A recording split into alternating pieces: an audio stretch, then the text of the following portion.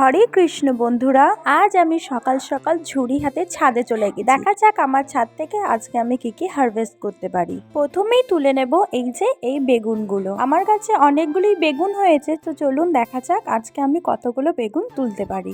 প্রথমেই আমি এই বেগুনটাকে তুলে নিলাম। দেখুন বেগুনটা কত সুন্দর হয়েছে। এরপরে আমি আর একটা বেগুন তুলে নিচ্ছি।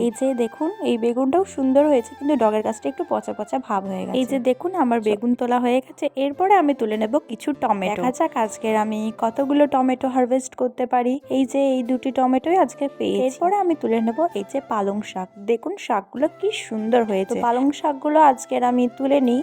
আজকে সবটা তুলবো না, অর্ধেকটা তুলবো, বেশি তুলতে মা বারণ করেছে।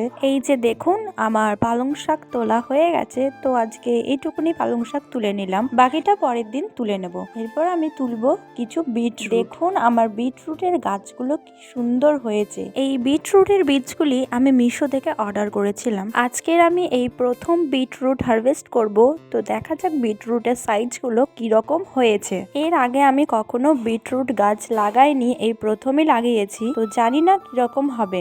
দেখুন বিটরুটের সাইজটা এখনো সেরকম বড় হয়নি, ছোট ছোটই আছে, এখনো অনেকটাই বড় হবে। তো আজকের জন্য আমি দুটো তুলবো মাত্র, আর তুলবো না। এরপর আমি হারভেস্ট করে নেব শসা। দেখুন এর আগে আমি তুলেছি দুটো শসা, তো আজকেও একটা তুলে নেব। দেখুন শসাটা কি সুন্দর হয়েছে, আরো অনেক ছোট ছোট শসা ধরেছে। তো আজকের মতো আমার হারভেস্ট করা কমপ্লিট। দেখে নিন আজকে আমি কি কি হারভেস্ট করেছি। টমেটো, বেগুন, পালং শাক, বিটরুট, শসা আজকে এক ঝুড়ি আমি হারভেস্ট করে ফেলেছি আমার ছাদ থেকে। তো নিয়ে যাই মাকে দেখাই, দেখি মা কি বলে। তো আজকের মতো এইটুকুনি, আবার দেখা হবে পরের ভিডিওতে।